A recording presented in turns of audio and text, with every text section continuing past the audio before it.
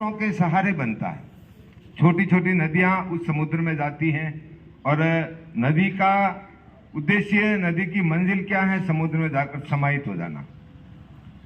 समुद्र के किनारे एक बच्चा खेल रहा था और लहर आई समुद्र की, जिसमें उस बच्चे की चप्पल बह गई। बच्चे ने उस समुद्र की रेत पर लिख दिया, समुद्र चोर है। थोड़ी देर आगे देखते अपन, एक मछुआरा है जो नदी और समुद्र के किनारे मच्छियां पकड़ता है। लहर आई, खूब सारी मछलियां उस मछुआरे के झोले में आ गई। उसने कहा समुद्र पालनहार है। मेरी बात को सुनना, बच्चे ने क्या लिखा था? चोर है। और दूसरा व्यक्ति मछुआरा क्या कह रहा है? समुद्र पालनहार है। थोड़ा आगे और चलते हैं तो एक माँ अपने छोटे बच्चे के साथ उस समुद्र के किनारे टहलती है।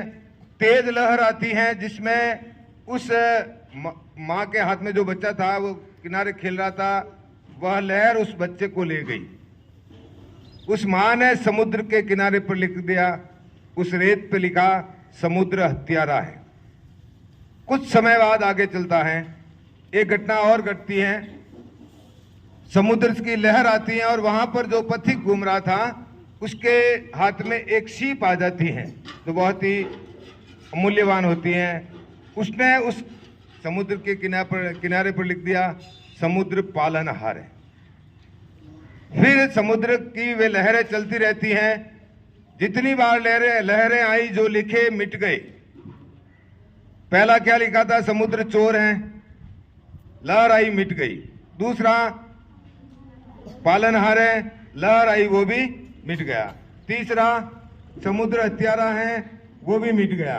चौथा समुद्र पालनहार है, वो भी मिट गया। कहानी छोटी है लेकिन हम समझे तो बहुत बड़ी है। इस जीवन में, इस संसार में आप विद्यालय आए हैं, खूब सारी बातें होगी, लेकिन हमें हमारी मंजिल की ओर ध्यान देना। हमें क्या करना है? कहने वाले कहते रहेंगे। आत्मविश्वास आपके साथ रखते हुए हम जो भी कार्य करेंगे, हमें निश्चित रूप से सफलता मिलेगी। डर मुझे भी लगा फासला देखकर, डर मुझे भी लगा फासला देखकर, पर मैं बढ़ता गया रास्ता देखकर। खुद ब खुद मंजिल मेरे नजदीक आती गई, मेरा हौसला देखकर। आपका हौसला है तो निश्चित रूप से आपका हौसला आपके साथ है तो निश्चित रूप से आप अपने कार्य में सफल होंगे। और सफलता ही हमारा उद्देश्य है।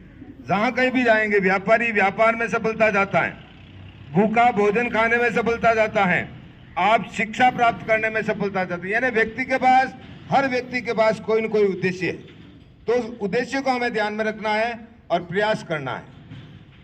जो रास्ता होता है, मारवाड़ी में एक कहावत है, गैलारो तो कौम तो ही पगने सीध बतावे। रास्ता क्या बताता है? ये रास्ता उस गेट तक जाता है, यही बताता ना। अब हम उस गेट पर जाना चाहते तो क्या करेंगे? उस गेट तक हमें जाना, क्या करेंगे?